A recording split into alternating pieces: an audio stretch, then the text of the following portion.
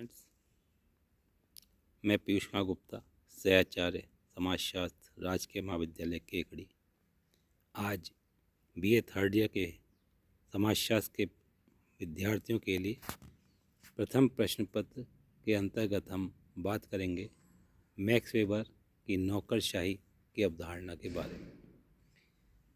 Max weber, जिनके बारे में हमने पहले सामाजिक क्रिया, उनके जीवन परिचय के बारे में पहले पढ़ा है, उनका नौकरशाही तंत्र की अवधारणा एक अपने आप में विशिष्ट अवधारणा है।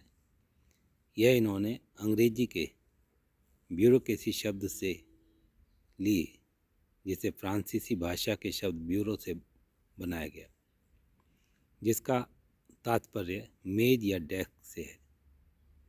इस संबंध में फाइनर नामक विद्वान ने कहा है कि नौकरशाही को मेज प्रशासन या डेस्क गवर्नमेंट भी कहा जाता है।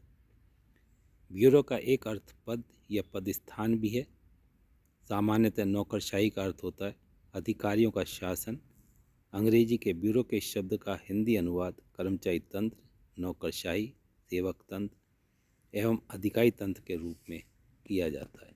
कहने का तात्पर्य कि जहाँ कहीं भी किसी भी संगठन में ऊंच नीच के भेद क्रम के साथ अधिकारियों की स्थितियां होती हैं, वह सभी एक नौकरशाही के उदाहरण के रूप में होता है। नौकरशाही तंत्र की परिभाषाओं के बारे में अगर बात करें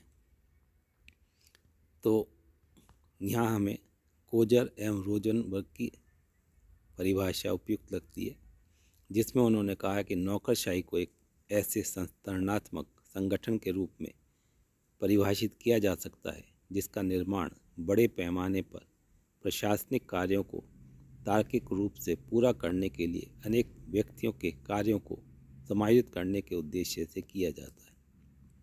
इसी प्रकार विक्टर थॉमसन नामक विद्वान ने कहा है कि नौकरशाही संगठन में अत्यधिक स्पष्ट श्रम विभाजन द्वारा काफ़ी स्पष्ट सत्ता का पद सोपान होता है। और ग्लैडन के अनुसार नौकरशाही अधिकारियों द्वारा शासन है। इस प्रकार यदि हम देखें तो इन सभी परिभाषाओं में कई अर्थ समान होते हुए केवल शब्दों में अंतर है।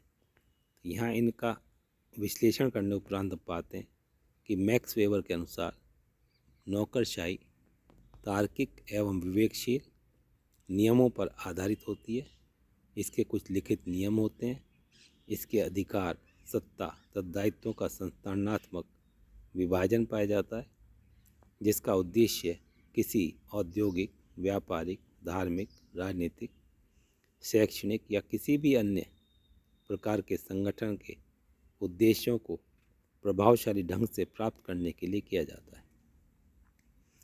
नौकरशाही में विभिन्न व्यक्तियों के कार्यों का समन्वय स्थापित किया जाता है और नौकरशाही की मान्यता है कि नौकरशाही के पीछे तार्किक नियमों की एक व्यवस्था होती है।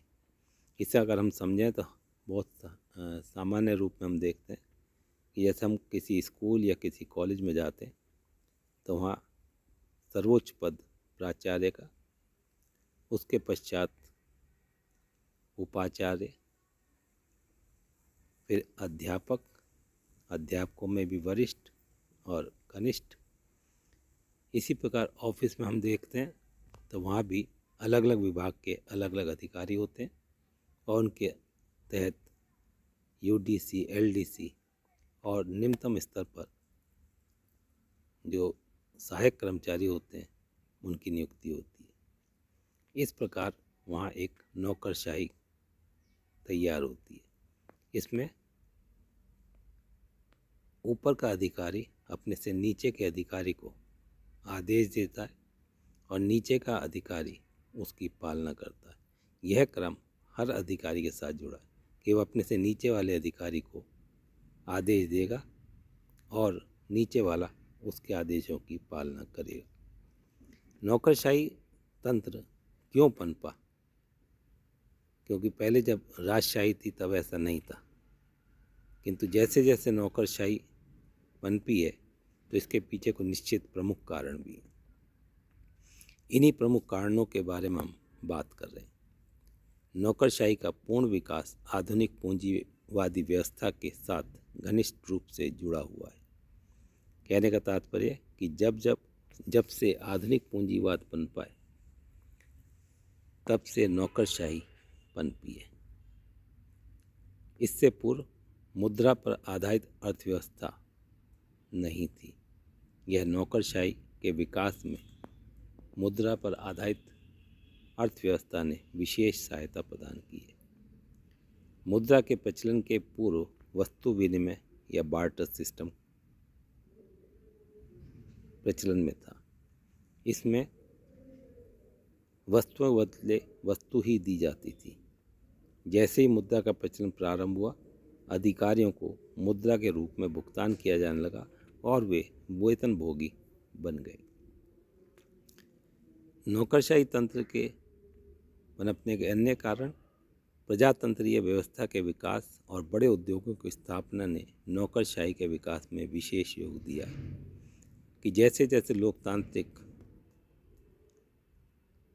जो डेमोक्रेटिक सिस्टम है वो समाज में व्याप्त हो रहा है, वैसे वैसे ब्यूरोक्रेसी अधिक विकसित हो रही है, मजबूत हो रही है। उसी प्रकार जैसे जैसे बड़े उद्योग, पहले लघु उद्योग थे, लघु उद्योग में घर के व्यक्ति काम करते थे, अधिकांश थे, 2 या 4 ही करते थे, उनमें कोई ऐसा नौकरशाही नहीं थी। किंतु जैसे जैसे उद्योगों की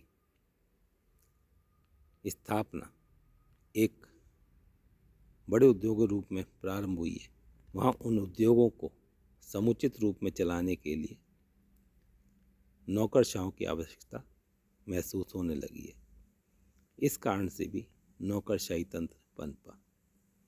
इसी प्रकार जैसे जैसे आधुनिक राज्य के कार्यों का विस्तार होता गया, वैसे वैसे प्रशासन के क्रियाकलापों में जटिलता बढ़ती चली गई। इन जटिल क्रियाकलापों के सफलतापूर्वक संचालन के लिए धीरे धीरे नौकरशाही का विकास होता गया और यह एक मजबूत संगठन बन गया। और हम देख रहे हैं कि लगातार नौकरशाही मजबूत होती जा रही है, क्योंकि निरंतर नए नए प्रकार के कार्य हमारे समाज में होने लगे हैं और उन कार्यों को चलाने के लिए हमें एक विशिष्ट प्रकार के नौकरशाहों की आवश्यकता होती है। इसी प्रकार गुणात्मक दृष्टि से भी प्रशासकीय कार्यों का इतना विस्तार हुआ है कि उन्हें संपादित करने के लिए नौकरशाही का विकास आवश्यक हो गया। कहने का तात्पर्य कि नौकरशाही तंत्र अचानक से पैदा नहीं हुआ, बल्कि हमारी आवश्यकताओं की पूर्ति के लिए, एक व्यवस्था को बनाए रखने के लिए हमने इसका निर्माण किया। आज यहीं तक। नेक्स्ट वीडियो में हम बात करेंगे नौकरशाही तंत्र की प्रमुख विशेषताओं के बारे में। धन्यवाद।